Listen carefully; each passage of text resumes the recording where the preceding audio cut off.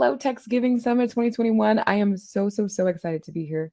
Thank you so much for having me. This is How to Break into Tech, identifying your purpose, building your network, and increasing your chances. This is great if you are looking to land your first tech gig, your second, you're looking to transition, you're in tech, but you want to be non tech. You just like listening to calming, soothing voices. You need a laugh this morning. You can laugh at me. A lot of people often do, but it's really great to see your faces. All right, everyone. Today is how to break into tech. I'm going to let you know who I am. We're going to talk about some of the challenges because my favorite thing to do when I start a session is complain about our challenges. And then next is to actually get into the workshop. Like this will be a pens out, things out, not everything out, but whatever you need to have out to take it down and record it. We'll go through that workshop, and then I want to leave you with some action items. I hate when you leave a workshop and you're like, oh my God, but what do I do first? I don't even know what to do now. No. Not over here. Not over here. When you leave this workshop, I want you to feel energized, excited, prepared. You're like, ooh, I'm going to go start this site. I'm going to go write this down. I'm going to send this message to this recruiter. I will open up this spreadsheet. That's how I want to leave you. So it looks like we're ready. Looks like we're excited. Let's just jump right in. Who am I? Who is this person that's been talking to you? My name is Joy Ndemaka Ofodu. My mission in life is to empower on and offline communities. I'm currently working in technology as a marketing manager, but in my free time, I'm a voice actor and a dating content creator. I like to make silly videos online. Started doing it last year and have reached millions, which has been a dream. I'm also a top 2% LinkedIn publisher. So I love to publish on LinkedIn. Y'all heard it here first, but I'm now a managed creator. And I'm also a frequent speaker in marketing and advertising. So you'll probably find me in a lot of these tech chats. But it's great to be here with you and to share this with you. I want to talk to you about my journey in tech. Why did I choose this industry at all, or how did it choose me? I love that I can really be myself. Cognitive dissonance and I do not get along. And so I think you hear authentic self a lot, but it really is a choice. It's a choice that I make to carry me everywhere, to empower people, to build community. Being Nigerian, growing up here, growing up in the suburbs, I think I didn't actually have a strong community of a lot of people that looked like me other than family members, right? I never had that at school, never had it at work. And suddenly from leaving entertainment, which was very exciting, and I'll probably go back at some point, leaving entertainment where I felt limited, I felt pressured, I felt rushed, excited, but not necessarily healthy.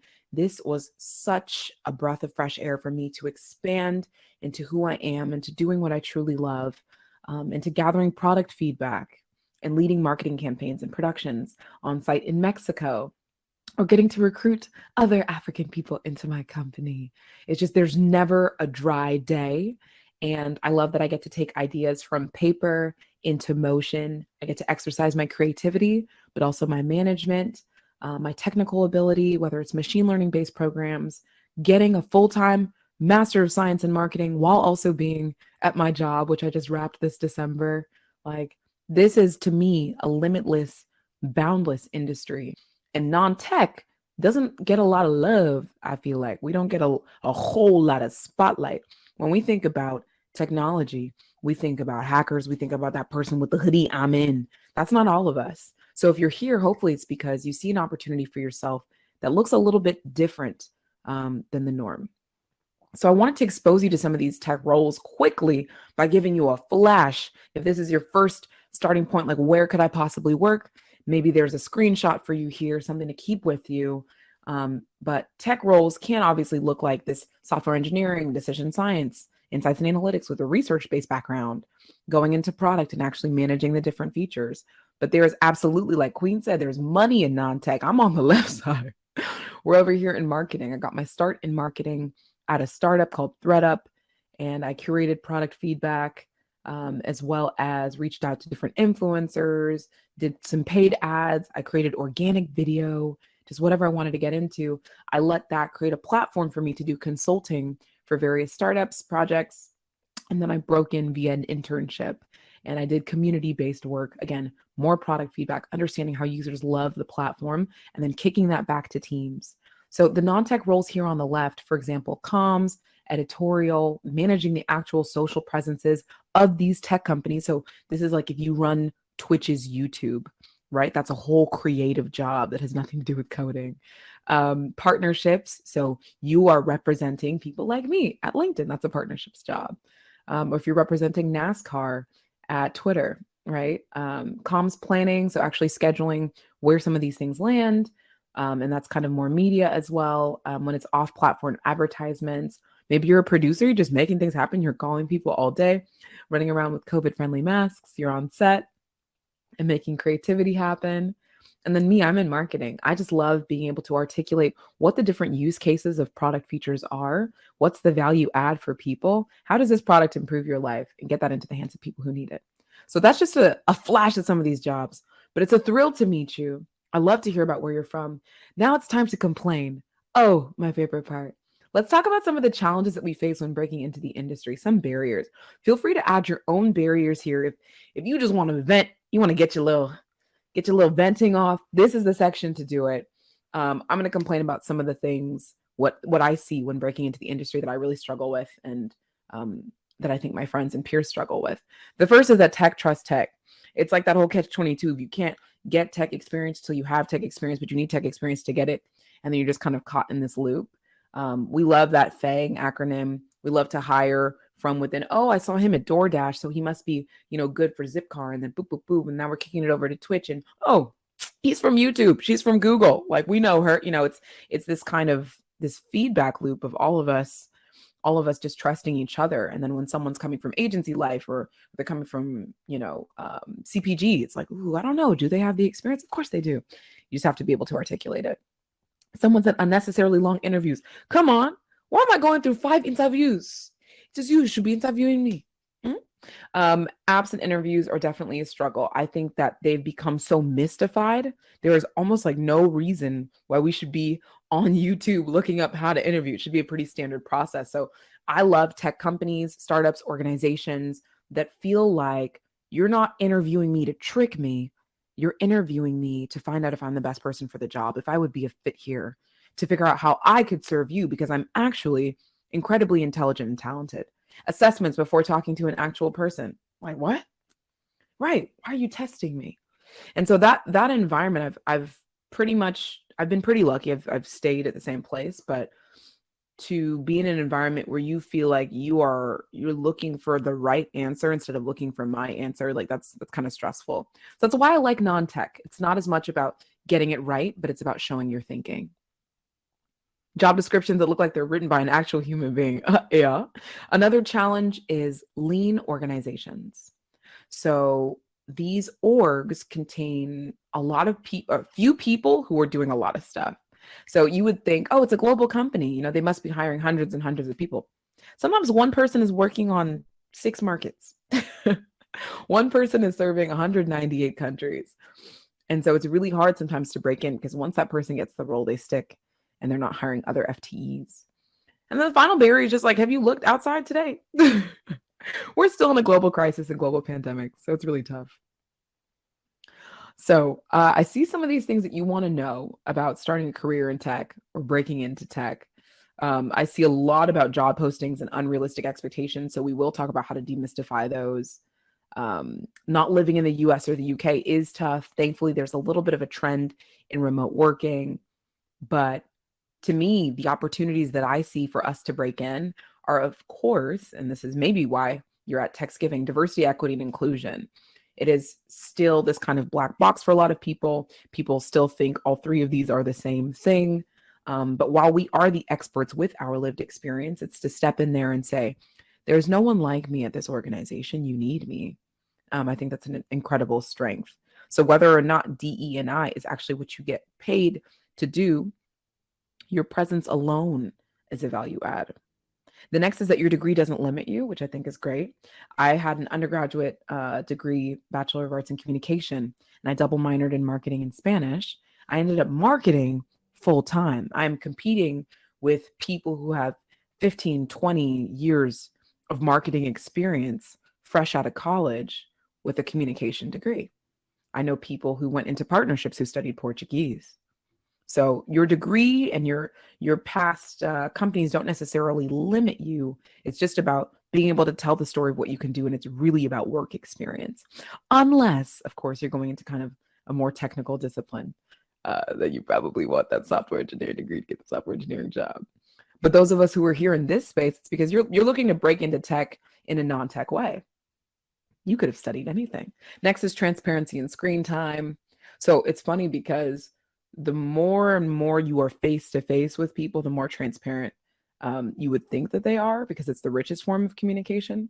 But what I actually find is that people are emboldened to tell the truth by us being virtual. Have you thought about that? The more anonymous you feel, the more honest you might get. And so as we spend this screen time, and it's going up and up and up during the pandemic, this is a great time to talk to tech employees. Maybe not now because it's winter and everyone's trying to log off. But it's a great time to talk to tech employees and get the real scoop. Like, girl, what's it really like working there? Like, give me the real. People will tell you because they're behind the screen. And then finally, if you looked at you, you are fantastic.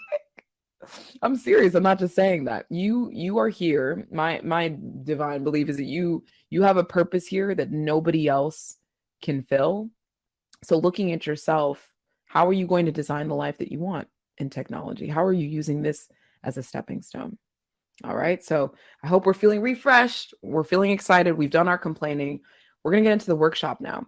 The first thing that I want you to do is to think about entering this industry purposefully. This is not an industry to shoot 100, 200, 300 applications and just hope that something sticks. I've seen it. It hasn't worked for a lot of people. So stop doing it. If you want different results, you need to move differently. So think about what makes you balanced. And are you a mission-driven person? Are you living to work or are you working to live?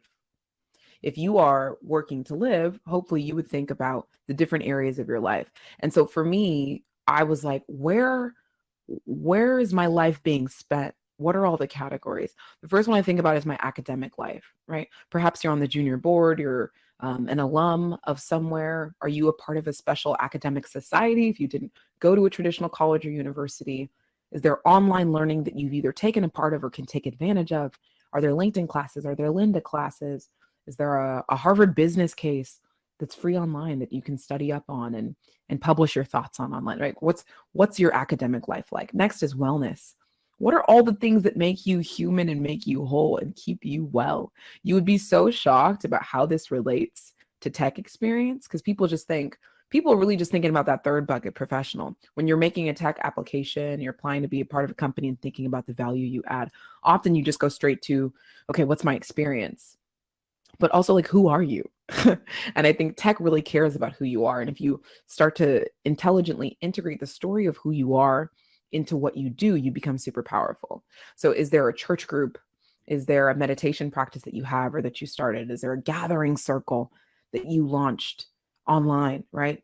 I know there's like Sisterhood Exchange. My cousin, she's a PhD student in Palo Alto, and she started this online circle for just girls who love to read, right? And it's now a sisterhood.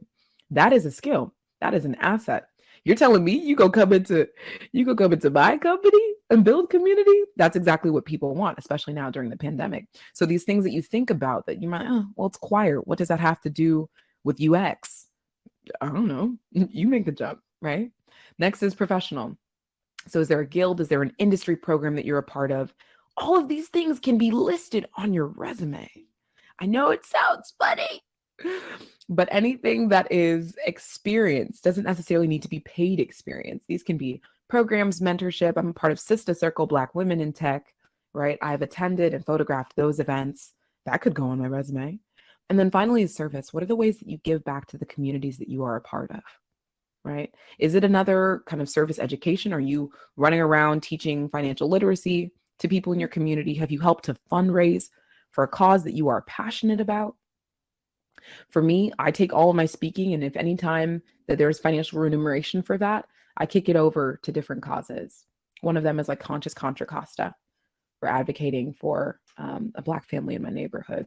That service, it's a fundraiser, could be a GoFundMe moment, or it could be something that I talk about and I start to build into my story and onto my resume as well.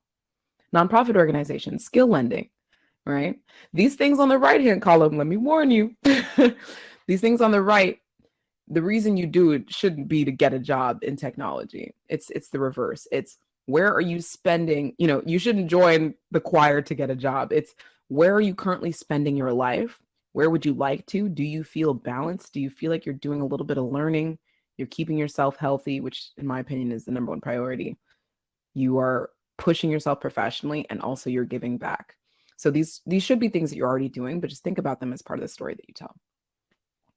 And other questions that you can ask yourself if you don't like the bucketing exercise is to instead consider just what influences you to get up out of bed in the morning, right? Why do you wake up? What do you spend your free time doing? Are you always watching Netflix? Are you? Are you literally just streaming? And every free moment, are you like watching TV and film? Is that you? Have you decided that that's a hobby that's not valuable? If so, I think you're wrong. I literally think that by you streaming every new thing that drops on Netflix, what you're actually doing is being a cultural curator. You are a trendsetter. You're a trend spotter. You are understanding the entertainment landscape and delivering critical opinions at critical junctures. So literally anything can be a job. anything can be experience. Nothing that you do is a waste of your time. And so for me, voice acting, it started as something that I did for fun. Like I work in tech, I worked up in the sky. But voice acting was at parties. I was just doing party tricks. Suddenly, I'm being cast in independent animated shows, video games, Universal Music Group. I just did a music video, like visual album. It's professional now, baby. So think about this. Think about what gets you up out of bed. Think about how you spend your free time. I am really, really energized by the idea that when I speak, people are influenced to act. I'm deeply, deeply passionate about people who have historically been excluded. Systemically, the cards are stacked against us. For me to show up and be like, Motumbo no more. I love that. That's what gets me out of bed. When people tell me that my comedy influences them to date again after a divorce, when people tell me that they're deployed and when they watch my videos on Instagram, it gives them something to laugh about. That's why I get up out of bed in the morning. That's why I create. That's why I got my camera on. It's partially for me too. I think I'm the funniest person I know. I love to entertain myself. But my mission statement is really deeply tied to what I want to do. And I think as you are breaking into your non-tech role in tech, make sure you're telling that story. Everybody else has qualifications. Everybody else has resume bullets. But if you get the chance to tell your story and you tell them, hey, I see that, Coil is trying to do X. That's exactly why I get up out of bed in the morning too. That is so much more tangible and so much more memorable. So you've identified your purpose. Next is analyzing the job description. So tech job descriptions can be very convoluted. And to be honest, often they don't match what you're actually going to end up doing as a job. Thank you, Amin. I appreciate that. Tech job descriptions are silly. And they change. They change often. But when I'm looking at roles and when I encourage candidates, I'm like one of the top referrers in technology. I love to make referrals. I love to support people getting into the job. When I tell people looking at the description, think about what the role is asking you to do. So just break it down. What is the actual brass tacks of what I'm being asked to do day to day? What are my responsibilities? Cut those out of the entire story of the job description and focus on those key responsibilities because that's what the applicant tracking system focuses on. Next, when have I done that? So remember those 4 buckets I showed you. It's not just your professional experience. When have I had experience exercising these responsibilities? If you don't have that experience, that's fine. How can you get it before you get hired? And so to me, breaking into tech is about being an asset. It's about being overqualified. I know that's kind of an unpopular opinion because a lot of people will tell you, well, just reach, sis. If it's asking you to do some things you haven't done, just reach. Personally, I think that's a waste of your time. I feel like they're going to come for me. I feel like the beehive is behind me. I think it's a waste of your time to dramatically reach for things that if it's calling for 7 years experience and you have 2, I think that's a waste of your time. Technology now is so competitive that thousands of applications and hundreds or tens of overqualified applications are coming in. So it's best for you to consider yourself a valuable asset and be very picky. Instead of shooting your shot at every open non-tech role that you see. Think about how you can get the experience that the job description is asking for, and then come in as someone who is, oh my God, blowing me out of the water. This person can definitely do the job. And that is the position in which you should spring. If you are worried about having that transferable experience, it is better, in my opinion, to be at a non-tech company. Listen to this very, very carefully. It's better to be at a non-tech company getting the exact experience that your desired tech job wants than it is to be at a different tech company getting experience that your job does not want. Does that make sense? So if you wanted to, for example, be a UX designer at Apple, okay, I'm just throw some out there. You want to be a UX designer at Apple. It is better for you to be a UX designer at an agency or a UX designer at Kellogg. Not Kellogg. They on strike.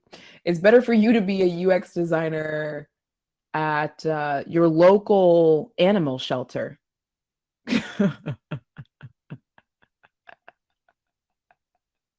Yeah, I told you we were gonna have fun today. I said it. It's better for you to be a UX designer at your local animal shelter than it is for you to be a recruiter at Twitch, hoping that you can now be a UX designer at the company that you want at Apple. Do you understand? So getting the experience that you need is more important than being at a tech company. If you are prepping to make that jump and you want transferable experience, transfer the experience. Don't just transfer industries. All right. Next is to build your network.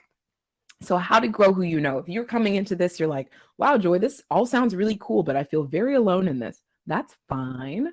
Working jobs and internships is obviously a great way for you to break into technology. Employee resource groups are good too. So being at your company, I think it's yeah. I hate foot in the door. Thank you, Adak. Thank you for mentioning this, because foot in the door to me is just like, it is the biggest waste of time. Okay. How to grow who you know. Jobs and internships. Obviously, when you're on the job, you're going to meet other people. Think about taking those people with you, though. And so what I mean by this is, like, if you have the capacity, if you feel well enough to go beyond just your job description, actively building the community or joining those communities, taking up a position. If you've been at the same company and you're like, but I want things to change, I need a springboard to my next thing, or I want to feel deeply rooted and deeply involved. To me, that's when you get the most out of your tech experience. Join an ERG. Sign up for that skills lead position, right? That's been open. Start one if you don't see the one that you want. Think about an underrepresented group that you're a part of that could really just use, even if it's 4 of you, frankly. Can you imagine what 4 powerful non-tech technologists can do? You can do a lot. Next is industry programs. Things like Ad Color, Sister Circle, Can Lion. There are mentorship programs that you can participate in either as a mentee or a mentor. And these are more ways for you to grow who you know. You probably have a skill that you can offer somebody. The funny thing I think about, if you're over the age of 18, you could be a mentor to somebody. There's something you know. It could be kids in your neighborhood. It can be moms who stepped away from technology for a long time and want to get back in. You could be a mentor at, hey, mama, let me help upgrade you on this new landscape. Is it a hackathon? And I know a couple other speakers here at TechSgiving have been talking about that, but joining a team to test out a new idea, be mindful of hackathons, of course, right? Don't take your best ideas to hackathons, but really good ones. It's a great way to get seen. Finally, grants, applying to a grant, being a part of a community of people who were funded to do the things that they're passionate about doing. I see a lot of people building their network here in the comments, and I love it. Ooh, I don't want to be left out. I want to put my LinkedIn in here.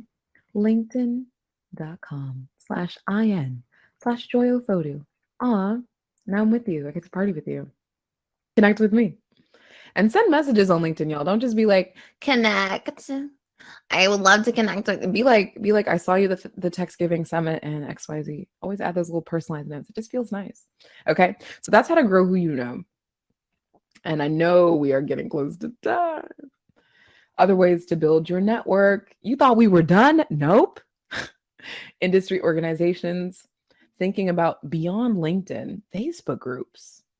They're popping. They sure are. There are a lot of people in technology there. Speaking and interviewing. to me has probably been the strongest way that I've grown my network, because every time I hop into a room like this, I meet people like y'all.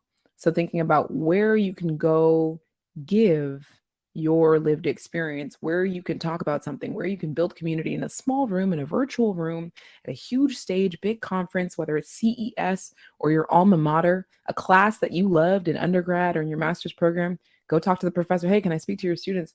Grow, grow, grow. Events. I love recruiting events. They're amazing. Sign up for every single recruiting event from the company that you're interested in, from the team and discipline that you're interested in. Because just you signing up, just like Afrotech, for example, dropping your resume in there, just something to like, like text giving, you have an opportunity to hop into those networking rooms and get hired. You have an opportunity just through your sign up to be on an email list when potential roles roll out. And then finally, social content. So this one was huge for me. During my interviews, I always wanted to make sure that when employers were stalking me, and I'm like, okay, I'm non-tech, so it's not like I have an assessment, right? There's no test that I'm going to take. What are they going to do? I'm a non-tech person saying that I'm into marketing. Best believe they're going to Google me.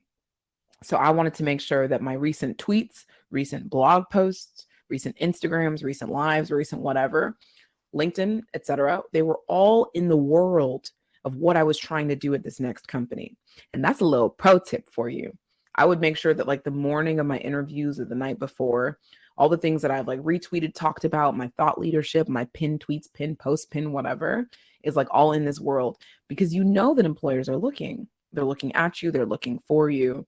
And the exciting part about that is like it will come up in the interview. Can't tell you how many times they've said, hey, I see that you post a lot of, it's like, yes, that was deliberate.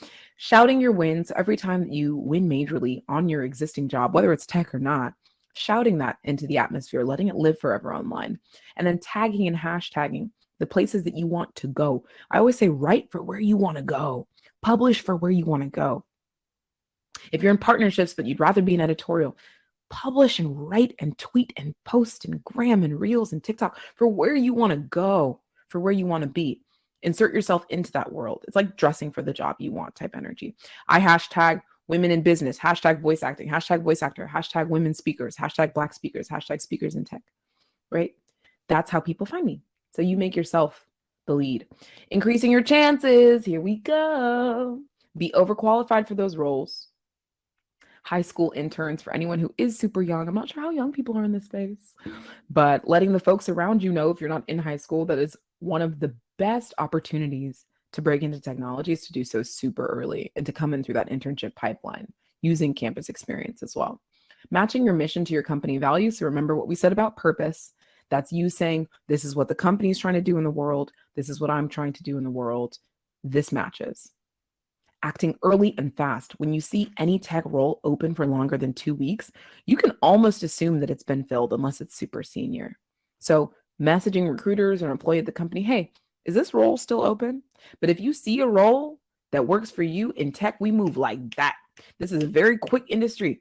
This is not EDU. It doesn't take us months to come to a hire. It takes us a matter of weeks. So if you see a role that fits for you, act early, act fast, act quickly, move swift. Oh yeah, I'll see some. Just apply. Unique resumes and cover letters for every single job that you apply to. I know that it feels exhausting. Yes, it feels exhausting to create a unique resume, but it is so, so worth it. This system that you apply into is sometimes a recruiter using their naked human eye. Other times, it's a machine. And if you are facing down against the machine, you don't want to take any chances by having your language be close or almost or iffy. You want it to be very, very approximate, right? And then finally, employee referrals. Always, always, always, with every tech job that you apply to, seek out an employee in that network. I gave you many different network examples to go look for or join. Seek out an employee to create a referral for you, to say, hey, can you refer me to this position? Here's my resume, highly tailored to the position. I will almost never say no when it's matched like that. Here's an open role, 3x over cold application, says David. Thank you, David. That's what I'm saying. It's nepotism resumes and, network resumes, then employee referrals, and then everybody else. And you never want to be just everybody else. So get that referral. Okay. Continue to increase your chances by contacting recruiters with intelligent questions. Please don't ask them Googleable things. Don't do that. They hate when you buzz in their ear, but they love when you're interested in a role and you have a unique question. These job descriptions we already talked about can be very confusing. Partner with recruiters to help interpret them. And then, of course, you're top of mind when they're looking for high interest candidates. Attend all registered events, again, from those teams. So you can look up at blank life, right? At blank careers and follow all their social accounts so you can attend those events. Matching your social content by tweeting, posting, reels, and gramming, etc., for where you want to go. Tracking and following up for each role. So here's an action item for you. If you are just shooting your resume out places, I challenge you to build a spreadsheet, the name of the company, the link to the role, someone who works at that company, the employee to get the referral from, right? Their contact information, the date that you applied. And then this helps you follow up. You'd be shocked. Sometimes things get lost in the sauce. It doesn't mean that you're not worthy or that they weren't interested in you. Sometimes things literally just get lost in the sauce, even though they're tech companies. So do not be afraid to track and follow up, right? Every week and a half, 2 weeks. Hey, just following up on this role. Would love to know, especially employee referrals. Hunt us down and send thank you notes for every single interview. This is a really traditional note. This is some traditional advice I actually do agree with. Send thank you notes for every single talk, career panel that absolutely motivated you, interview, at every stage of the interview. I used to send customized notes to every interviewer branded to that company at every stage. And that helped me stand out from other candidates as well. Not lost. So those were some of your action items. Here I'm flashing a QR code. For those of you who are listening and not seeing, there's a QR code here that leads to Linktree, linktr.ee/joyofodu. This is a link tree that I've curated just for you all here at Thanksgiving. It's not Thanksgiving. It's Thanksgiving.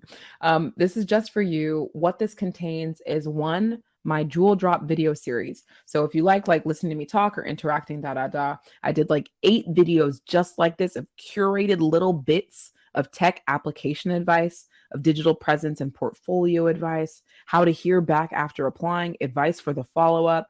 I go in. So there's a video series there for you. It's completely free to access. It is published on LinkedIn. Next would be my website, my Instagram, and LinkedIn. You can connect with me as well. So if you need a laugh, you need more advice, you need a laugh and more advice, LinkedIn. But all those different links are there for you. I really, really hope that this fills you today.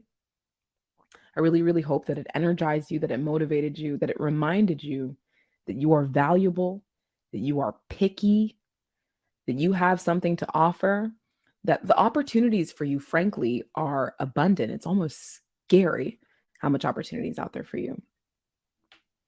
So if you don't see it, design it. If you don't see it, build it.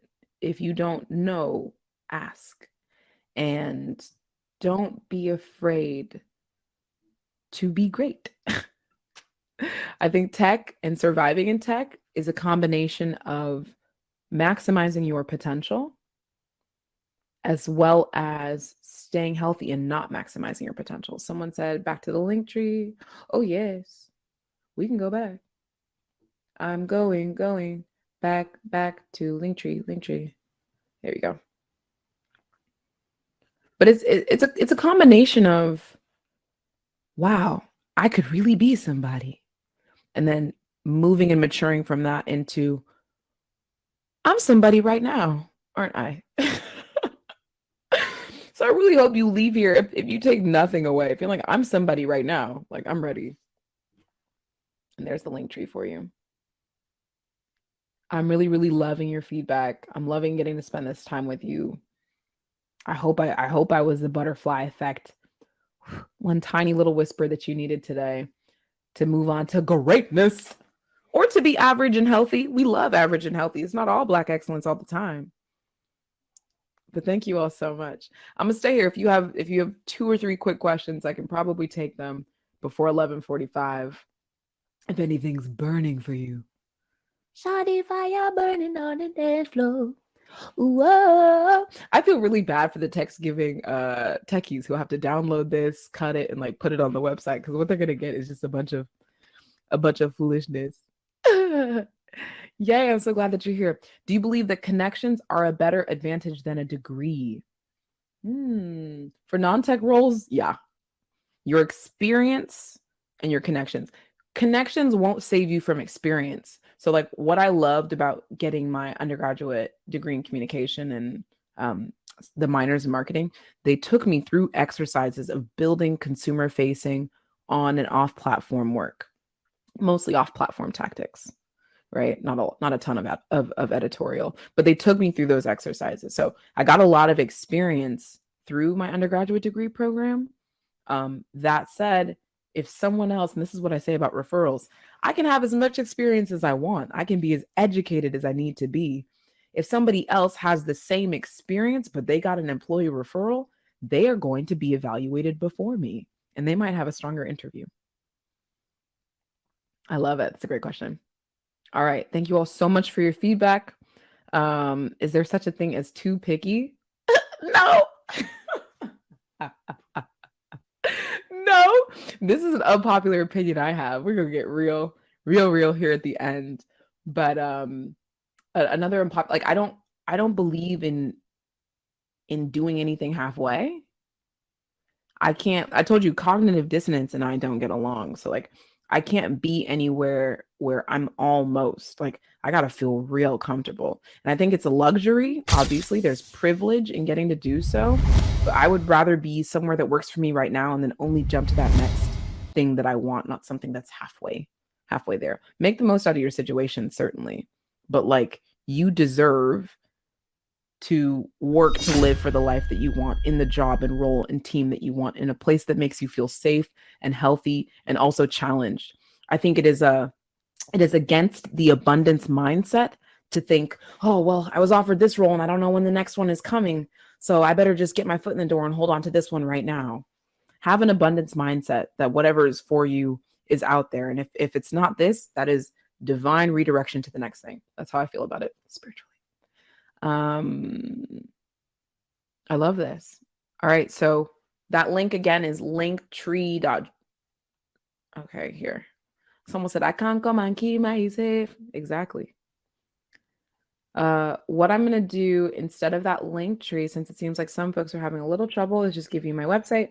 It is my first name, last name. For those who are again listening and not watching, that is JOY. F as in Femi, D as in dog, U.com, joyofodu.com. You can find a lot of different blog posts and jumping off points, as well as my social presence there.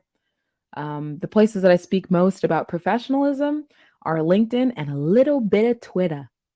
I don't do a ton of that on Instagram. So if you're following me on Instagram, it's just so that you have a giggle about dating. All right. What mic am I using for my VO work? That's a really funny question. So this is a pseudo-tac USB condenser mic. It's really basic. The other one that I use is like with the Focusrite 2 and 2, and that's an XLR microphone. Highly recommend XLR microphones if you have the means or if you want to book commercial gigs, because the sound is just so rich. But I'm glad y'all like the sound on this one. That's cool. That's cool. This is USB. So this is really good for like podcast work, really basic. Welcome and good morning, kind of announcing stuff. But XLR microphones are, for me, the best for animated performance. I'm also the daily voice of The Daily Shine, which is a podcast. It's also an app. So you're welcome to meditate with me in the mornings by downloading or listening to The Daily Shine anywhere podcasts are found. And I do that work on an XLR mic. I mean, I see it's. Oh no, people know me from the Shine. Hi. Hi, Shine listeners.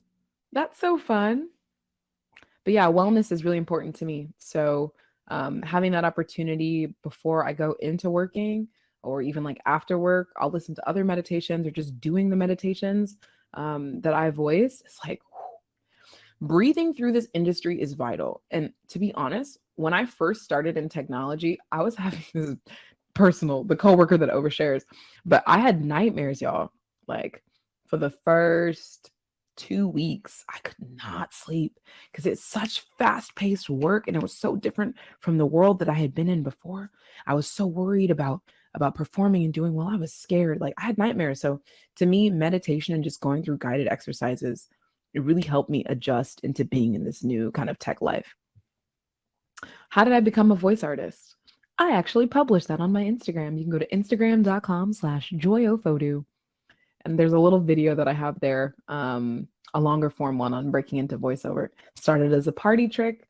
Then I got my mic together. I'm a marketer and I finished my master's program. So I just set up my portfolio and started reaching out to clients, letting people know what you do and what you want to do. Again, writing and publishing for where you want to go is so vital to that next step. So in terms of portfolio and connections, I was like, okay, I haven't done I've done professional acting. I've never done professional voiceover before. How do I get there? Let me raise my hand and let me tell everybody that this is what I'm doing. Hey everyone, I'm a voice actor. And the next day after I posted my portfolio video, I was booked on a podcast in the UK. The next week, I got an animated short film gig that I'm actually going to record for this weekend. So these things sometimes like take time, but sometimes they really don't. Sometimes they really don't. I've continued to be booked for podcasts, games, shows, and now Shine app where I'm meditating.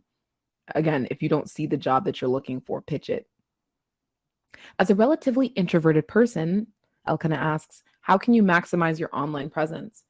So online presence to me isn't just about showing your face. I think we get caught up a lot in thinking that we need to sing and dance and, TikTok and whatnot, but that's not the only way to be present online. Think about writing. People really just want to hear your voice. So even if it's not your actual voice and even if it's not your face, which is, again, that's the richest form of communication is that face-to-face. So if you can give it, if you have it to give and it energizes you, go ahead and do it. But if not, graphic and visual statuses, updates, thought leadership is absolutely needed, treasured, and desired in this industry.